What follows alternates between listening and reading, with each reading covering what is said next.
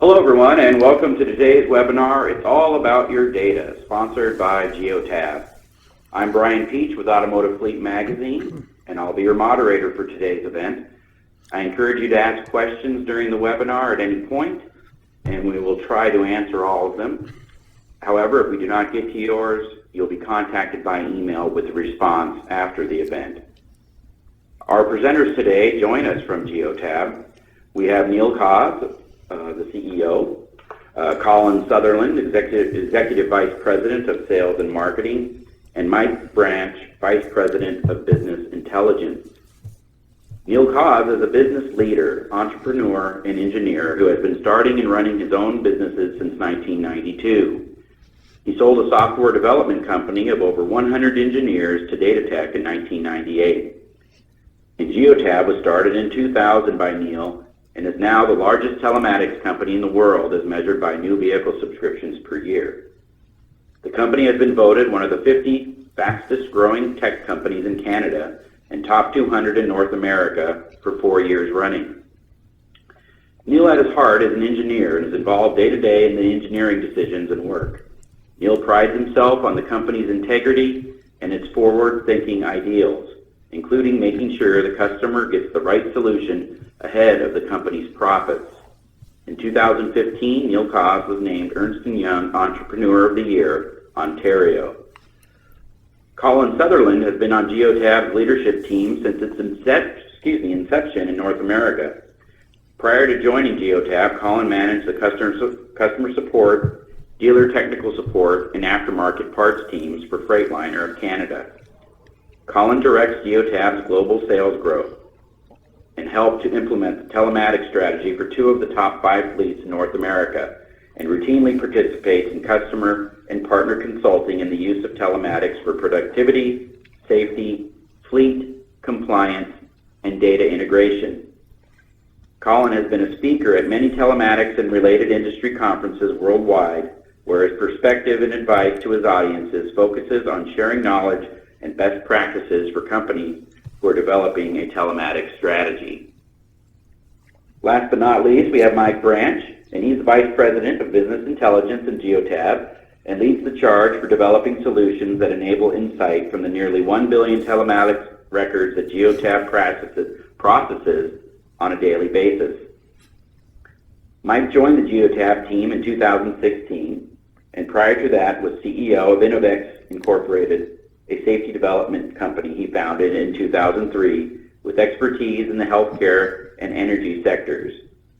In 2013, Innovex spun off a brand new entity and its first SaaS product, a platform for stunning dashboards and data visualization with a focus on geospatial data. Maps BI was integrated within Geotab's telematics platform as a key marketplace partner and was later acquired by the company in 2016. Now, I'll hand it over to Neil, Colin, and Mike. Gentlemen? Thank you. Good day, everybody. Why are we talking about data today? Let's just maybe frame it by starting off by saying that telematics systems are really good at producing huge amounts of information.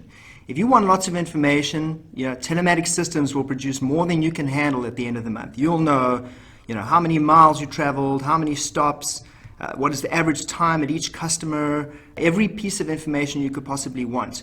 But it's overwhelming. There's just too much information. How do I make good business decisions out of that information? What do I do with that information? How do I analyze it? And that's really what we're here today to talk about, is really understanding what is this data, how can we use this data, and how can we get the most out of it. So before we start, we really need to understand a couple of key things, about data and about how we use data. So first of all, there's a lot of words that are thrown around like big data and open platforms and APIs and SDKs that we really need to have some definition of before we can appreciate, how to approach this. So the first thing is, what is an open platform? What does open actually mean in the first place? Well, open means that you have access to your data.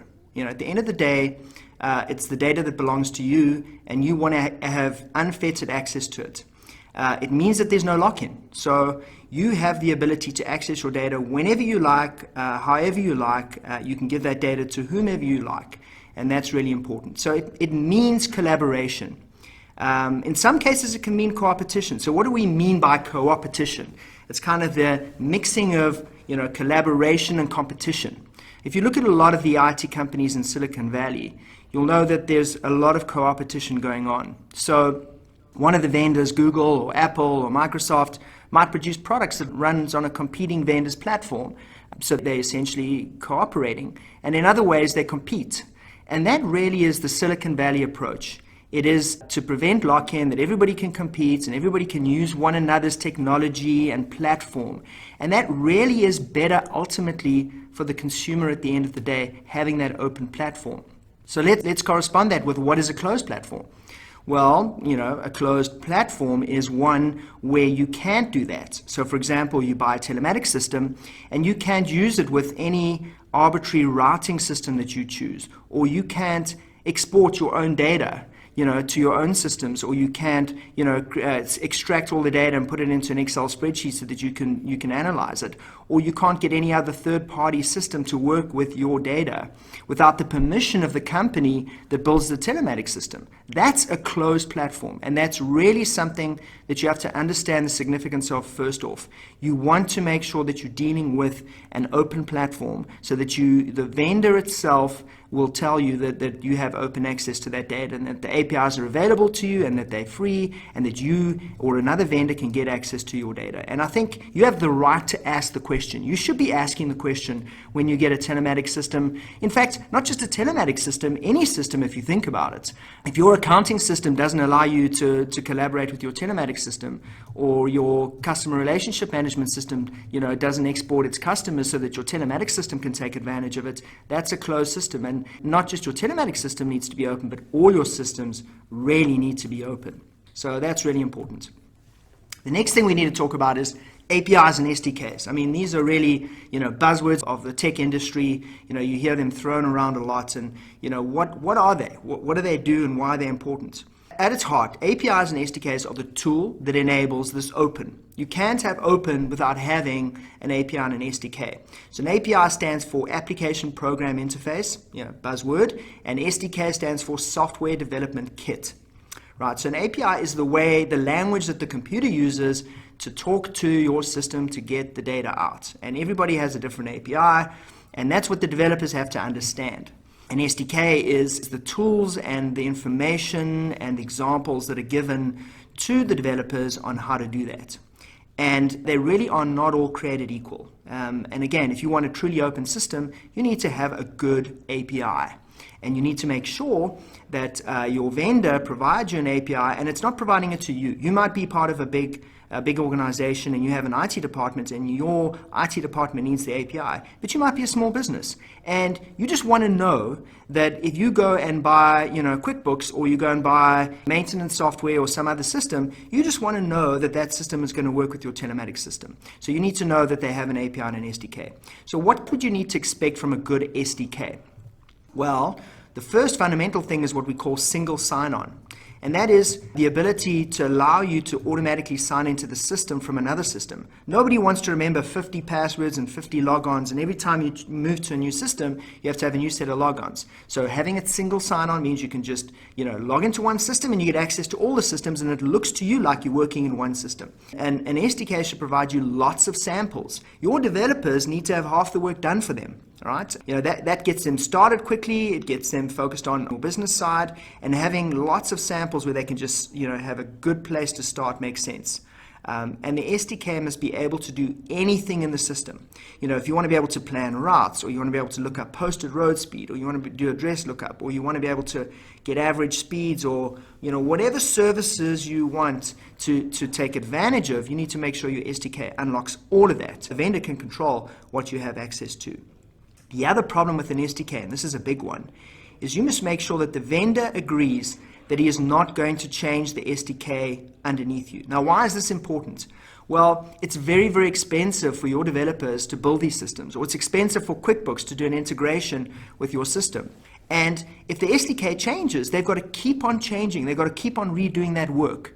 And that's not good. And the systems break and then they don't work and it's expensive. So a SDK is a contract in a sense. When you get an SDK from your accounting software, or you get an SDK from Geotab, you're essentially getting a contract from that customer saying, I promise you that SDK is going to work for 10 years and you won't need to change your code. We want to preserve that SDK for you. So that's an important thing to know about what makes a good SDK or a bad SDK. So why do you need these SDKs and these APIs? Well, there's a little hidden dirty secret in the IT industry, and it really kind of goes like this. I mean, we all know that we can go and buy some amazing software, most of it online these days, where you can go online and subscribe to, an accounting service online, or a payroll service online, or telematics online, or all these different services. And it's amazing. You can get incredible functionality. These systems are very capable, and they can do a lot for relatively little money. But the problem is they're islands of information. So they are not all integrated together. That means that you have to duplicate a lot of your data. Every single time you add a new customer, you might have to add it to your accounting system because now you need to bill your customer. You need to add it to your CRM system so that your sales guys know about it. You need to go and add it to your telematics system because you want to track when you go to the customer, when you come back from the customer. So you've got to enter this customer in 7, 10 times. And worse than that, it's not just a once-off thing. Every time you need to maintain details in that customer, it has to be maintained in all these systems. And I think we've all had experiences when we've moved with our banks or anybody where we've tried to change our address and we just find that we have to change it 10 times before the address actually gets changed everywhere you need to change it, is because these companies all have islands of information. So what we call eliminating those islands of information is called integration. So it's really taking two different systems and making them talk together so that when I add a new customer into my accounting system, that customer will automatically appear in my telematics system, in my customer relationship system, all over the place. Now, it really is very expensive and cumbersome to do these integrations, right? Certain systems, if they're not open and they don't have open APIs, you might never be able to do it. In other ones where the APIs are changing all the time, it's expensive to do it. And having the vendor be responsible for that is the ideal situation, so that you can buy something that says, somebody is going to make sure that I can integrate, my ERP system to my telematics system, and it must just work. So that's why these SDKs and APIs are very important, and why integration is the key, in businesses to making IT systems work smoothly and to actually leveraging the most out of IT systems. So the other thing that's really important, when you're looking at a vendor and you're trying to decide, what vendor must I choose, whether it be for an accounting system, it's software as a service, or a telematics system, is you've got to think about these integrations and how those integrations made available to you. You don't want to have to scour the internet to try and find a company that integrates your QuickBooks system into your CRM system. You want to be able to go to a marketplace. You want to be able to go to a website that says, okay, you got QuickBooks and you're interested in integrating into that system. This is the vendor that you need to contact and they'll do it all for you. And that's why having that information available, searchable, is important to them. And that's why you should look for a marketplace. Now, many times when people hear the word open, they think of open as being, not insecure, because it sounds like an open door. Right? My door's open and anybody can walk in whenever they want. And this is absolutely not true. Open has nothing to do with security. Open means that under your control, you have the lock and key, is really what open means, that you're in control of that lock and key and not the vendor. Yes, open can be very secure because the first thing is you control that authentication. If you want to give another company or your CRM company access to your telematics data, you control the login. You say, here is the login that allows you access to that data. Now you can integrate with my telematics data and you control it.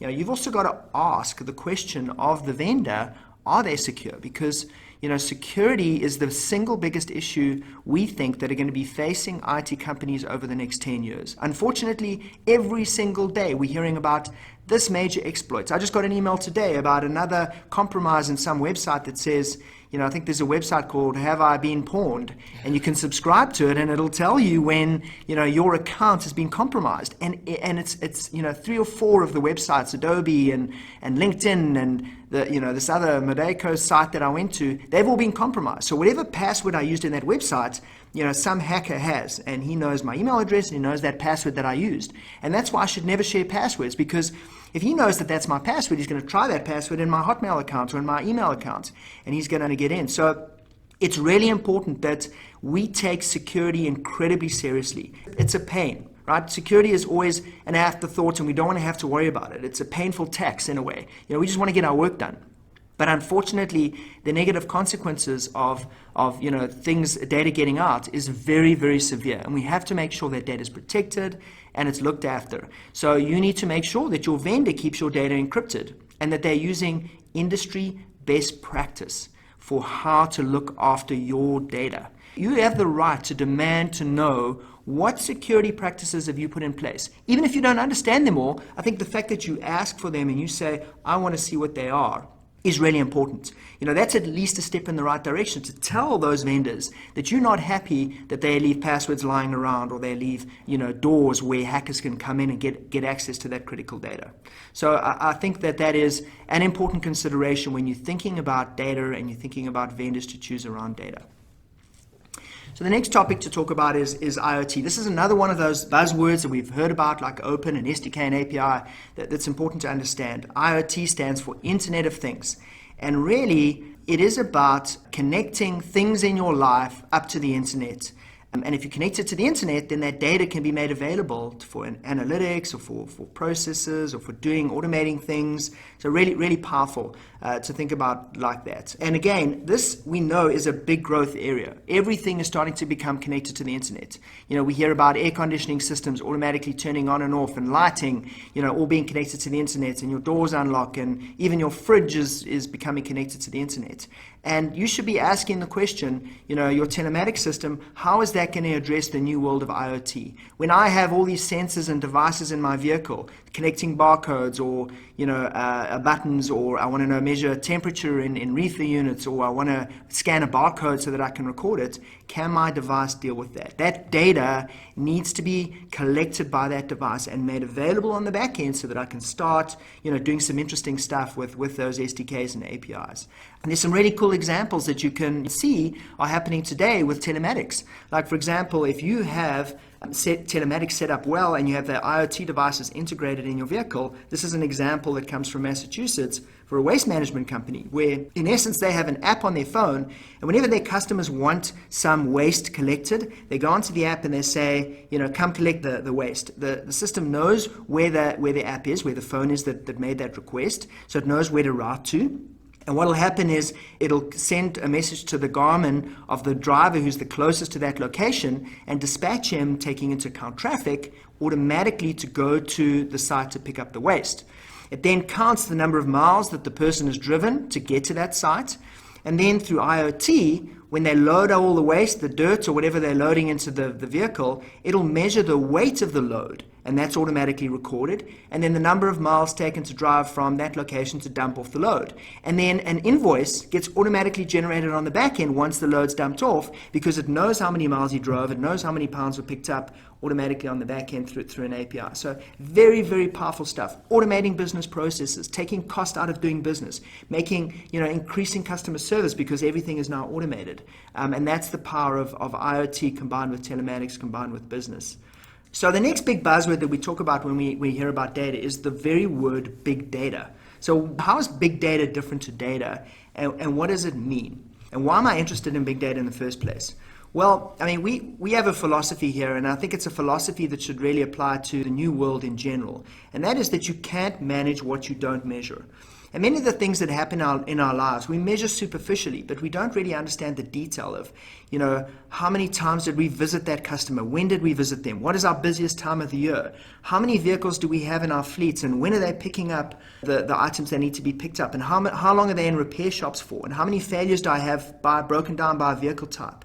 These are all, important measures, important sets of data that we need to be able to measure. So first of all, you need to have a source for big data. I need to measure all this stuff, right? And the best way to think about it is I measure it all and then I put it into a big database. I don't know what I'm going to do with it yet. I'm not 100% sure, what business problems are going to arise or where I can get the biggest, meaningful bang for my buck, but I put it in this big back end. And then big data is really some new technology that's come out in the last 10 years that allows you to slice and dice this data at scale. So just massive amounts of data. It doesn't matter how much data you put into this big database. You can say, I want to compare number of invoices by temperature outside versus number of customers I'm visiting. And you can slice and dice it any way your business wants. And it doesn't matter how much data you have there, it will be able to give you those answers. And that's really important. So why do we need to have an open platform for big data? Well, if you think about it, if you don't have an open platform so that you can retrieve all that data, how can you go and put it in that big data backend for you? So it's really important that that data is open and that you can get the data out. The other thing about big data we have to understand is companies have to share a little bit. Big data is about benchmarking. It's about comparing my results with somebody else's results. And I can only do that if that person is prepared to share a little bit of their data. For my particular industry, for my fleet size, in the business that I do, is my idling reasonable or is it not reasonable, right? So we have to be able to compare, across the board. And we need lots of sources of that data. You might need to know how much you're invoicing. You might need to know how many customer complaints you have. All of the sources of these data. The more you put into the big data, the more you can look at your data. You can slice and dice the data. And that's when it becomes really powerful. So kind of in summary, I've kind of outlined for you some of the buzzwords. I've talked to you about the importance of IoT, of security, what big data is in and of itself, what to look for in systems. So I want to kind of finish off finally with a few recommendations. That if you are thinking about systems in general, not just telematic systems, what you should think about when you want to deal with big data. First of all, make sure you choose an open platform. Open is what is important. Think about every one of the systems that you buy. Make sure they have APIs, make sure they have SDKs, make sure that they're prepared to promise you that they've got these in place for you. The other thing to remember is that IoT for business, the best case for IoT for business is telematics today. Right? Think about it. Telematics was around before IoT was a buzzword. And really, reconnecting your vehicle to the internet, that is a huge opportunity. So, you can tell folks when they say, you should be in IoT, you'll say, we've been doing it for 10 years already because we understand, connecting your business, connecting your vehicles to the internet allows you to do all these amazing things. The other thing is integrating systems together is really important. These islands of information don't work out well. You pay all these money for these systems and then none of them work together and it's like you have to recapture all the information. Doesn't make sense. So start an integration, start simple, look for big bang for your buck, and you can start leveraging. Even if all you do is copy all your customer lists to your telematics system, or have your telematics system automatically tell your maintenance manager that he needs to repair the vehicles. Whatever the simple integration is you start with, you'll get good reward. Consider security. Really, unfortunately, it is the nature of the way we live today, and you have to very carefully consider security. And then, pick a company that understands big data. Pick one of the telematics companies, pick a accounting company, pick, all of the companies that really understand, the value of big data, where big data is going to take you one day, and, the importance of the big data. That's my presentation. I would like to hand over to Mike next, and he's going to talk in some more detail about big data. Wonderful. Thank you very much, Neil. So when I think about big data, especially as it relates to the telematics world, three kind of key areas spring to life, and that's in the area of benchmarking, intelligence data sets, and predictive analysis. And to Neil's point, you have to understand how you're doing not only in comparison to your own business, but to others in like businesses, like fleets as well too. Is idling for an hour a day, on a day-by-day basis a good thing, a bad thing? If you're improving, is that actually a good thing? Well, to really understand these things, you need to be able to compare yourself against others in like industries or with like-sized fleets. And some examples of why that matters is from a fuel economy perspective. From a safety perspective, from time to serve metrics, when you're out visiting clients, is delivering 20 cases of beer good, bad? I don't know. So it allows you to uncover these opportunities to see what is left on the table there. What are you actually leaving on the table, and how can you improve? So it allows you to show these things really nicely. Another area is on the side of intelligence data sets. And picture these as data sets made up of a whole slew of data from all the telematics devices you have around the world. They can tell you something very interesting. Picture them as little tiny sensors telling you a little bit of information about a part of the world that you wouldn't otherwise know. So they can tell us things like, dangerous intersections, pothole detection. And these are things that are going to be really interesting and really useful in the world of smart city design, urban infrastructure, to have this data right at your fingertips. And the last area, when I think about big data as it appeals to telematics, is on the predictive analysis side. So that's where it really starts to get interesting, looking at being able to predict who are going to be your drivers that are at most risk for an accident, and doing it scientifically, and I'll talk to a little bit about that later. Looking at things like vehicle reliability, which vehicles are most likely to fail based on an analysis of this large set of data. And this helps us, to better anticipate our corporate needs. Now, in getting started with big data, sometimes it can be a daunting thing, and you're not going to know exactly what you want to get out of it right off the bat. As Colin and Neil have mentioned, you want to start off by collecting the data and have some form of hypothesis, something that you think you might be able to get out of it. Maybe the goal of your business is to optimize fuel economy. Big data can help you see what other fleets in the industry are doing from a fuel economy perspective. Or, maybe you're a municipality looking at better designing your infrastructure. Again, big data can help you from looking at, city planning. Again, potholes and intersections that are a little bit more dangerous based on accidents or even almost accidents, right? So there's some really interesting things that you can start uncovering with this big data. Now, one of the things that we found very helpful when working with a lot of partners and customers is if there's a big data team that is involved as well. So when you're talking about big data, you're looking at having software developers, data scientists, people who really understand that data. It's a bit of a different breed. And you want to work hand in hand with them to do some really interesting integrations. And be able to leverage your existing data environments. We talk about telematics as kind of one island of data, but there are other islands of data that sit out there, your CRM system, whether it be a Sugar CRM, a Salesforce, what have you. You're looking at your human capital management systems. All of this data needs to kind of tie together, and you need these data scientists to come in there and stitch together these different interconnections to be able to help you understand how you can best leverage the data. As an example, maybe you're a delivery company and you have been doing a poor job of delivering to a certain customer. Well, maybe you look at that from your telematics data, you're able to determine that, and you fire it off to your CRM, and maybe it automatically sends the customer a gift to improve customer retention. So there's some really interesting ways to connect all of this data, but again, you have to be collecting it and establishing that big data team. Another thing to really think about as well too is what technology is right for you. Do you need just a large data store? Do you need to be able to quickly access this data?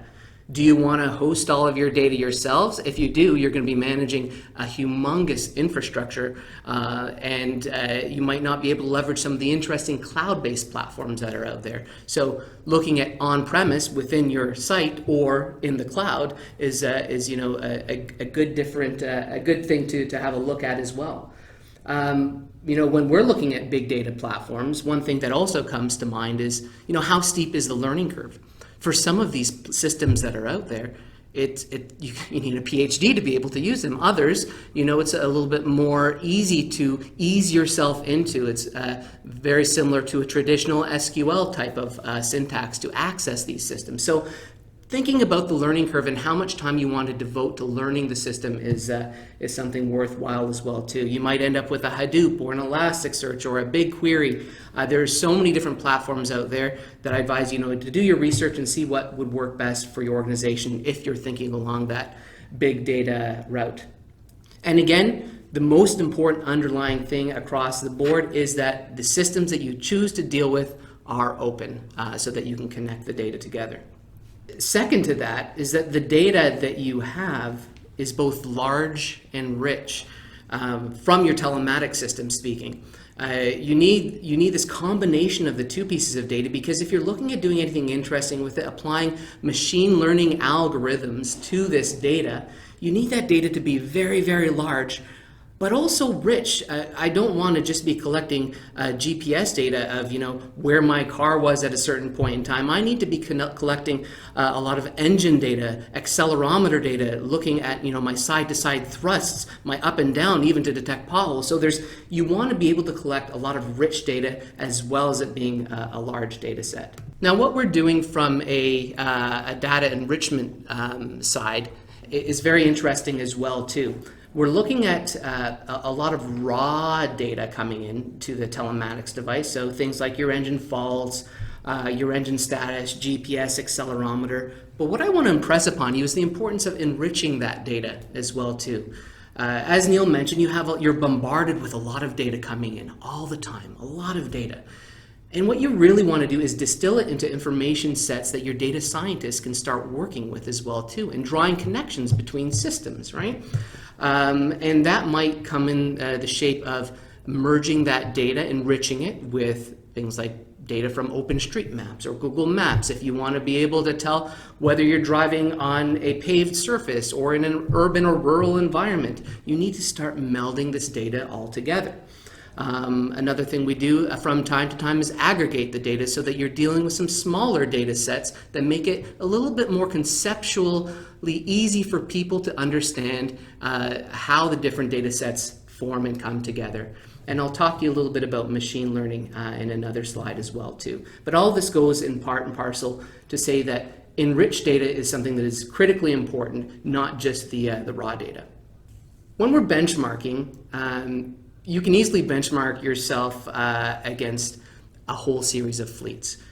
But what's important to understand is who are you actually being compared against? You want to be compared against like fleets. And like fleets can take various different connotations. It might come from a size perspective, a fleet composition.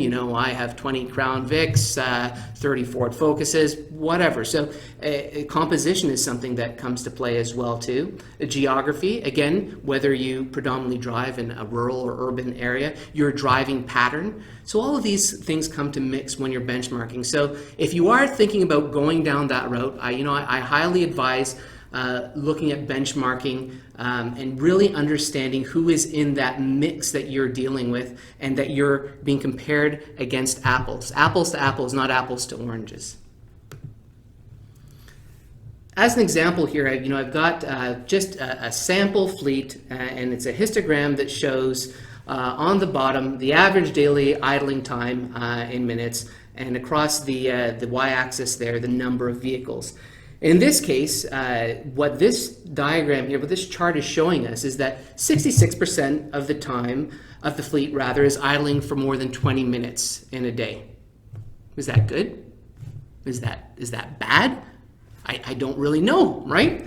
But now let's look at comparing this against, a benchmark. If I look at my benchmark, it turns out that only 49% of that benchmark group is idling more than 20 minutes per day. So what that tells me is that there's opportunity for me to improve my fleet based on a direct comparable. It's not something that is, out in outer space there. It's a direct comparable. So if we look at that comparison, maybe one of the things that I look at doing is putting a target on my fleet and saying, okay, I'm going to push my fleet to idle 20 minutes or less a day. Maybe there's a notification that goes out at 15 minutes that says, hey, you guys really need to look at idling right now because you're approaching our 20-minute threshold. And if you do that, which we know is achievable based on our benchmark, then we can start improving our idling times and our fuel consumption.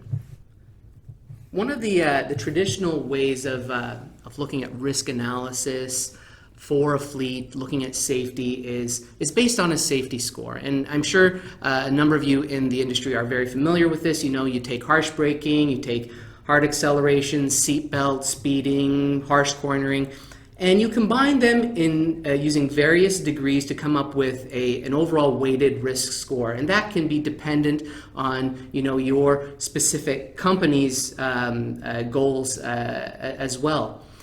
Where we believe the industry is certainly going is more on the machine learning side. Let me explain what that means. We are interested in knowing what actually makes you a bad driver. And if you are a bad driver, you're probably going to be more at risk for an accident or have had an accident. So we're going to look at all the different drivers in big data, that have had these accidents, and determine what were some of the causes that might have led up to them having that accident. But first and foremost, it's important to understand what constitutes an accident as well too. And for that, we apply a little bit of machine learning. And these are where some of these kinds of techniques come in, and techniques that can be used to really look at this big data. What I'm showing here is something fairly simple. It's related to an everyday scanner with object character recognition. So if I look in that matrix there, you'll see a whole bunch of handwritten 1s and 0s and 9s and 6s and 4s. And that's just kind of random data that's out there. And then there's what's called label data that tells me what makes a 1 a 1, what makes a 2 a 2, what makes a 3 a 3, right? So we have that label data that allows us to make sense of all of this amorphous data that sits out there. And why that's important, because in a similar space, you apply that to telematics. Well, what makes an accident an accident? There's a certain signature that's going to make it, and we can use machine learning principles to be able to determine actual accidents in the field. And then, once we've determined what an accident is, we can look at what led up to it. Was it as a result of something that happened with the car? Was it the speed? Was it the driving duration? Did the person not put on their signal? Was it the time of day, or did the data merge together with weather data, and we were able to uncover that it was in a snow event or a rain event? So all of these things combined can come to really allow us to look at some interesting things when it comes to predictive analysis on telematics data. And some of the tools that are out there that you can use are TensorFlow and scikit-learn, and there's some the advances in a lot of these tools have been absolutely stunning in the last little while to be able to allow you to do these things very, very quickly. But again, it revolves around having the right data in the back end. Whether that be telematics data, CRM data, you have to have that right data in an open ecosystem. So one of the things I'd like to just conclude with is just a quick little story here. And it's not related to telematics at all, but it's related to something called small data. And it's in ensuring that we all are more observant in our everyday lives about the little pieces of small data that can be used to help us uncover trends in big data. And this came from a book I recently read by Martin Lindstrom, and he was talking about Lego. So he's a brand consultant, went into Lego in the 2000s, and Lego was being, the biggest competition for Lego at that point in time were video games. Very, very desirable by youth, and it was tough to compete with video games. The attention spans of kids weren't what they used to be, so Lego thought the best thing to do would be to make these giant Lego blocks, make it very easy for people to put together Lego, get a quick rush, and then on to the next thing. Before they did that, they hired Martin to come in and have a look. Was that the right strategy for them? So his first thing was to go into the home of a kid who was a Lego aficionado. So they went into his house, and the first thing he asked this kid was, "What is your most prized possession in this room?" And the kid pointed to the corner of the room. He said, "It's my sneakers, a dirty old ratty pair of sneakers." And he said, "Well, why is it the sneakers?" And he says, "Well, because I know that the kids will look at these sneakers and know how good a skateboarder I am just by looking at these sneakers." So that struck something in Martin's head, and he said, "Geez, you know what? Kids aren't as dumb as they look. They're going to be willing to put in that time, that effort to master a specific craft. We shouldn't be going the route of giving them simple Lego giant pieces to put together. We should be going the route of making these very complex and intricate systems so that they feel like a master at the end of the day." And it was that little piece of small data that allowed Lego to do so well throughout the 2000s, turn around their strategy completely. So what I urge you to do when you're looking at big data is don't forget the small data as well too, because it will help you uncover those little nuggets inside the big data. And with that, I think I'll pass off the helm here to Colin. So I think, Mike, just to kind of talk about that a little bit. Obviously, Mike has shared with you, how, if you were looking at approaching big data for telematics yourself, if you were saying, I want to go in and take all of the data in my organization, take all my telematics data and figure out how to analyze big data. Now, it's fairly complicated. And we're in the early days of big data. So let's just be clear here that big data has not hit and has not brought us the benefits that it's going to be bringing us.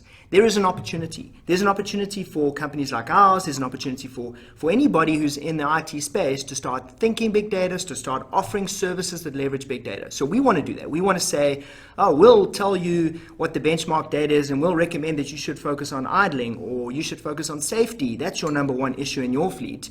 But, if you're a very sophisticated fleet, you should be doing this yourself, because you can combine it with all these extra data sets, about your customer visits or about what's going on in your own organization. So you want to have your own data set. And the techniques that Mike has laid out, the issues, the things that you need to focus on, the things you need to think about are very, very relevant in terms of looking at that. So, I think that that's really an important piece when considering big data. The slides that you see on the next two pages really talk a little bit about the amount of data sets you should expect out of a telematics system.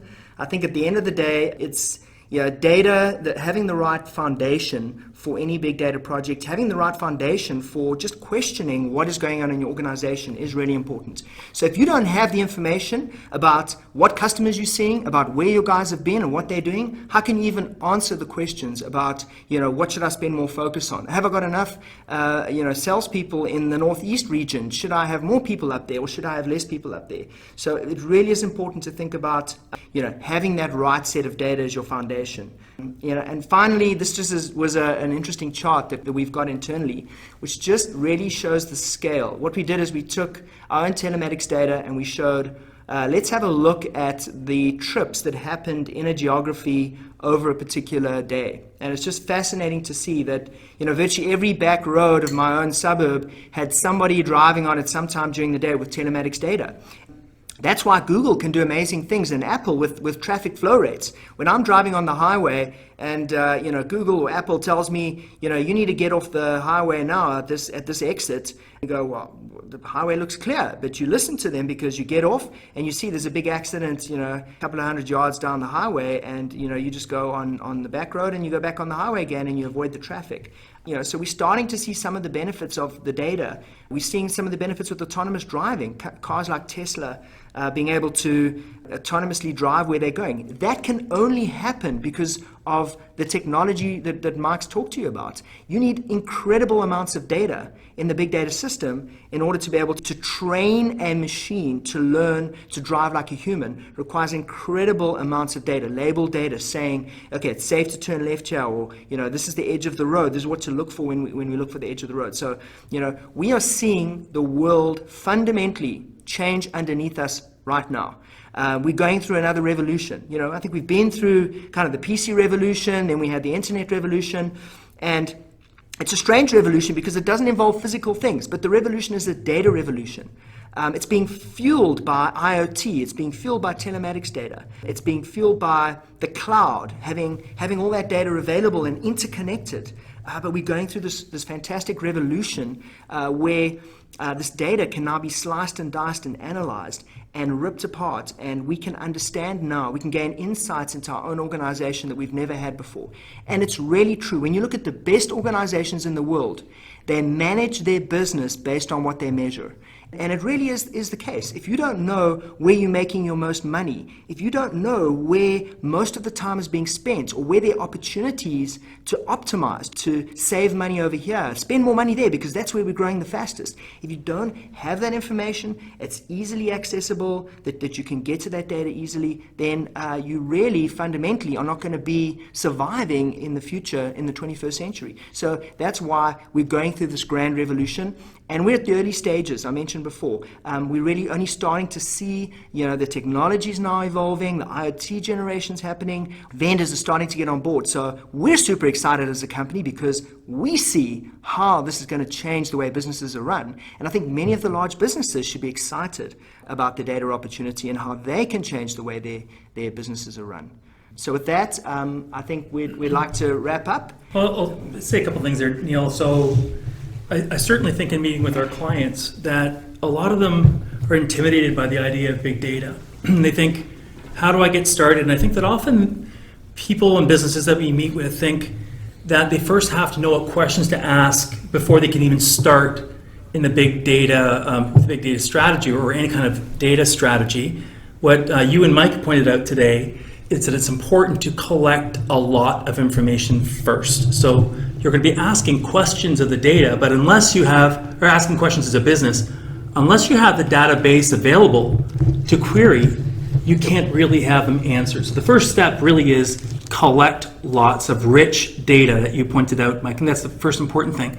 But the second thing I'd like to maybe ask you guys for some feedback on it is that I've noticed that a lot of customers have said, I've collected data, I'm starting to collect data, I have over 1 year of really great data, but I don't know what questions to ask. What is the magical question that I can ask of this data in order to start getting responses back?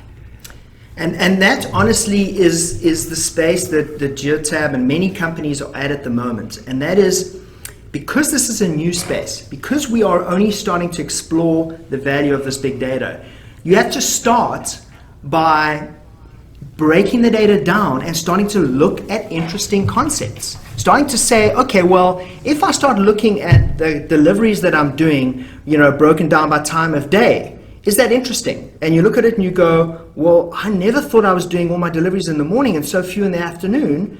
What are my vehicles doing in the afternoon? And then you get some insight. And then you might ask another question, which is, let me look at how many trips I do over the entire year or over a couple of a year period. And you start noticing May is my busy time. This is the time when I'm just so crazy busy. If I got a little bit more organized, I could start planning, in the February timeframe to get more employees on board, or maybe I can lease some temporary vehicles. Instead of buying all these vehicles that I'm not using the rest of the year, I can be more efficient. I can lease the vehicles, and then I can be smarter about, leasing them for a month or whatever. So I think it's an iterative process. That's the thing. Don't go put the data in the back end and go, I'm just going to expect some magic here. You really need to start looking at the data, and it'll open more questions and expose it to the business guys and put some charts and graphs up, and then you'll find some incredible insights though. And we're starting to see some amazing insights after doing that. But I think your point is right. So while Mike mentioned that it's important for a business to establish at least a data team. So that might be an IT-centric team. Another strategy then is to engage the company in this data strategy that it has. So I know even here in our company, we've asked every single department, whether you're sales or marketing or technical services or customer support, to ask of our big data team, what and how can we improve as a company. And so I think it's important also that the data team, the big data team, maybe they're in the IT department, isn't the organization or the division within the company that's asking the questions, right? How do you expand that? I think one of the things that's important for that is to provide access to those data sets for other people within the organization as well too. Yes, it can be, the big data's team to kind of work at making sure that these data sets are accessible for everybody else. But I think it's important for other teams to have access and to understand that data as well too, as much as they can. Yeah. So what we did at Geotab is we created a dedicated big data department. But we said big data is so important to the future of the company that every single department has its own big data expert. And the big data team will build you the data sets. But that person in your organization who's the big data expert, they're the people that you can come to and you can say, tell me about my customers, or I've got an interesting idea, what do you think about it? And that expert can then go and help you leverage the big data. It's that important, that you really need to tie it into everything that you do in the company. It needs to be weaved in. Hey, Brian, we'll hand the mic back over to you if you'd like to moderate a couple of questions there. But Yeah, thank you. We do have a few minutes remaining to answer a couple of questions that have come in, and I'll just throw this out there to all three of you. And what sort of data might a fleet specifically want to store from its vehicles? So I think to answer that question, the most important data that you would need is data that relates to your business, right? So I would want to know, for example, how many hours a day the vehicle is on the road. I'd want to know what customers am I going to, what places am I stopping, what problems am I having in my vehicle, what is the average fuel consumption of the vehicle. What is the total idling time broken down by driver in each vehicle? You want to collect as much of that raw data as you can and then write it into the back end. You're not asking the vehicle to say, I want to know who's the worst driver. What you're doing is you're saying, give me all of the raw data. Tell me when there's lots of harsh braking incidents. Tell me when they're driving too fast. Tell me, what trips I'm doing and where I'm going. Because really, context is everything. I mean, if you were to compare, let's just say you were running a large fleet, and you were to compare drivers in New York with drivers in the back streets of Idaho. I mean, that's an unreasonable comparison. If you're not going through a couple of harsh braking incidents a day in New York City, you're probably not driving the vehicle. In the back streets of Idaho, you shouldn't be having any harsh braking incidents during the day. So context is everything. Being able to, compare like with like is critically important.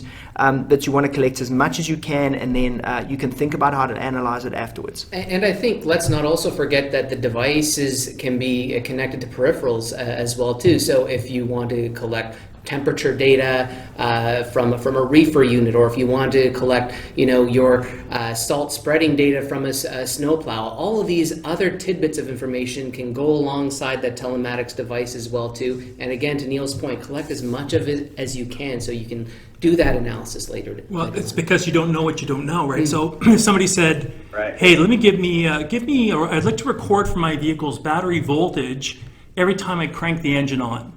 So you might, at first blush, think, why on earth would I want to care about storing battery voltage for every single vehicle, every ignition on event for a year? But you don't know what you don't know. So after that 1 year, you might be able to go and query battery voltage versus summer hot temperature or severe cold temperature and come up with a new method of replacing batteries or maintaining your batteries.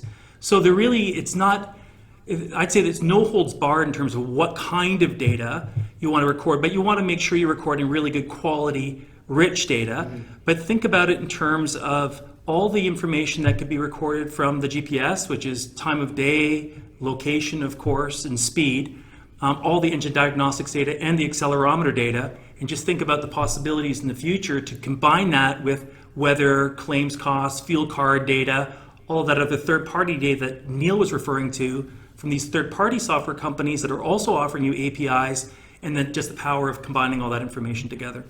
Great. In your definition of open data, does it include the ability to incorporate third-party data such as OSHA metrics? So this gentleman can perform driver safety analysis on his fleet. He says it's a lot easier to integrate a small OSHA data set versus exporting all of his fleet telematics data to perform driver safety analysis. Yeah, so absolutely. I mean, so OSHA data is very, very good data in terms of saying, okay, I want to understand it's occupational health and safety, right? So that's what OSHA is, just for those people who don't know. Obviously, the more data you relate to one another with big data, that's the dirty secret about big data. You can't just put a little bit of data in the big data repository and say, okay, now I know the answer. The more you put in, the more you get out. So if you take the OSHA data set and you combine that OSHA data set in, you can get some amazing insights. I mean, we did one of those with fuel. We broke down the fuel consumption by make, model, year. We looked at the real world fuel consumption. We said, well, let's compare it with what the manufacturers are claiming on the EPA website. So we downloaded that data and we related the two data sets together. That is really, really interesting because, there was some manufacturers that are, frankly, not doing what they should. The values were too far out. And that's when it becomes interesting. That's when big data gives you that insight. You can't look at it on its own and know what needs to happen. That's when you get the real insight. And finally, I think this person wants reassurance. Can he integrate your device to his tracking platform?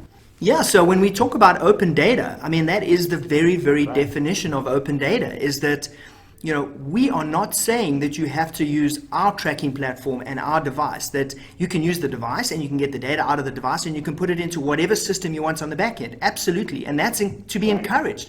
That's how the world gets better, is when you use these bits and pieces and you pull them all together and you make something, much better than the sum of the parts. So I think that's absolutely right. Fantastic. That is about all the time we have for today. But again, for anyone who asked a question that wasn't answered, Neil, Colin, and Mike and their respective teams will be following up via email to answer your questions individually. We hope that you all enjoyed today's event. I want to again thank Neil Cawse, Colin Sutherland, Mike Branch, and Geotab for today's presentation and all the time they put in preparing for it. I also want to remind everyone that an archive of this webinar will be available through the Automotive Fleet website, automotive-fleet.com/events.